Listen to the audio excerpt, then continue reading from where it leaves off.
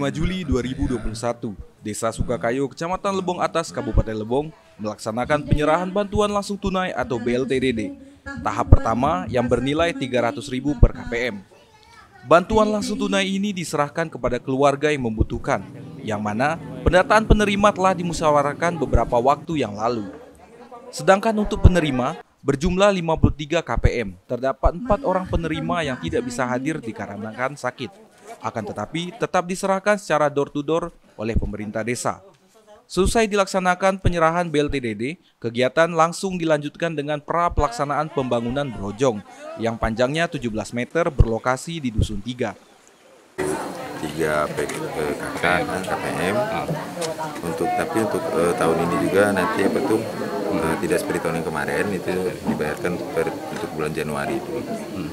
Jadi bulan Januari terus laporan sudah nanti kita nunggu transferan dari itu ke bulan selanjutnya. Kegiatan dihadiri oleh Kepala Desa, Camat Lebong Atas yang mana diwakili oleh Sekcam, staf kecamatan, tenaga ahli kabupaten, pendamping desa, BPD, perangkat desa, serta masyarakat yang menerima bantuan. Pemerintah desa berharap setelah adanya bantuan langsung tunai dan pembangunan Brojong dapat membantu masyarakat dan dapat digunakan sebaik mungkin. Harapannya tidak